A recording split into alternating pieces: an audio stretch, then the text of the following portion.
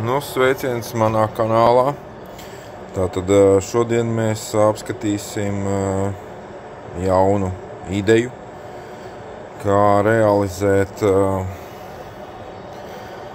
mopēdu defektus. Tātad šeit mums atbraukuši ir V500 motorīši. Drīzāk kārteri. Bez ātruma pārslēdzēja. Tā kā uz rokas pārslēdzēja motorīts. Un kādas mums te bija problēmas? Mums te bija problēmas, ka mums ir gultņu vietas īsas izļurinātas, arī kārbā gultņu vieta izļurināta un vēlme pēc kājas pārslēdzēja. Tātad, kāda šoreiz man ir ideja? Tātad ideja ir sekojoša. Tātad pārtaisīt gultņus uz, kas mums viņu te ir, 6004. Jā, 6004. Bet viņiem iekšējais diametrs ir 20. Tātad visiem, protams, zināms, mopēdiem ir 17. Bet mums ir izcinājums. Tātad nopērkam reku šādu te buksīti. Jā. Viņi mums te smuki līdīs iekšā. Un, protams, darot, veidojās jaunas idejas. Tātad esošajā vietā mēs varam izmantot teflonu blīvslēgu. Jā. Nepārtaisot nekādu, teiksim, vietiņu. Tātad iestādamies nevis pret gultņa vietu, bet pret blīvslēga vietu. Ja? Protams, pirms tam savedam kārtībā biezumus, lai mums ir bloki vienādā biezumā, gan šinī pusītē, gan tanī pusītē.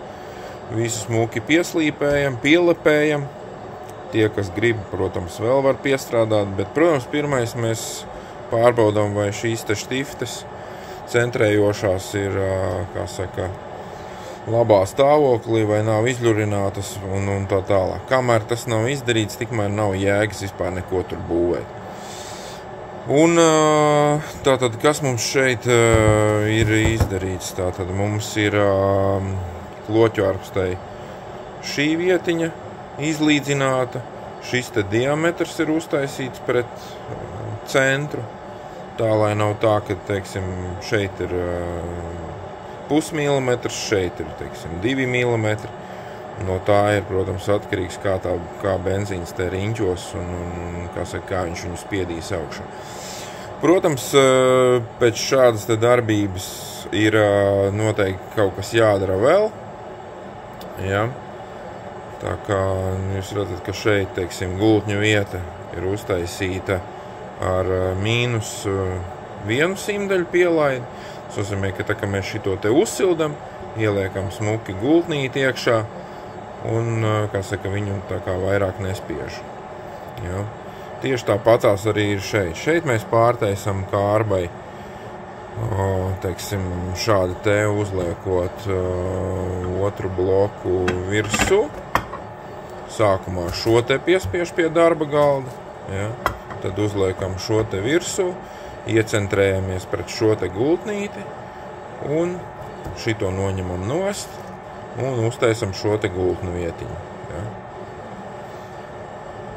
Tas ir vajadzīgs tamdēļ, ka šīs te gultņu vietas ir nestāja pa centriem, viņš tur pa labi, pa kreisi.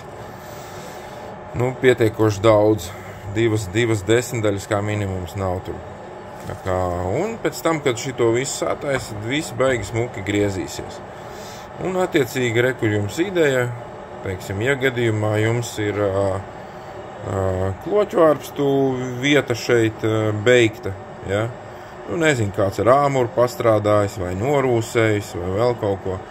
Jūs varat šeit, kā saka, uztaisīt mazu gropīti priekš blīvgredzena un attiecīgi šitā buksīte te smuki liekās virsū. Ja?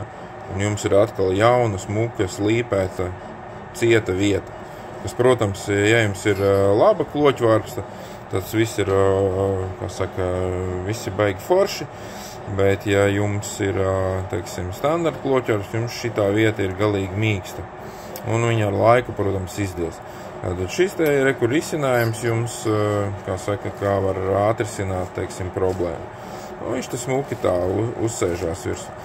Vēl, ja pērkat bodē, prasat ķīniešu buksīti, viņai ir iekšējais diametrs mazliet mikroni atstāti vairāk, ja?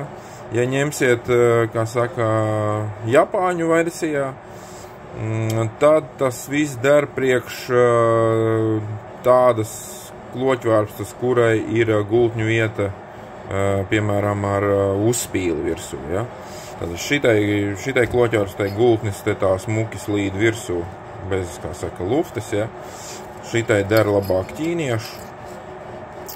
Un, kā saka, ja gadījumā jums šeit ir tāda laba, teiksim, gultņu vieta vēl, nu, kā saka, gultnis labi vēl sēž virsū, tad labāk ņemat Japāņu izstrādājumu, ja?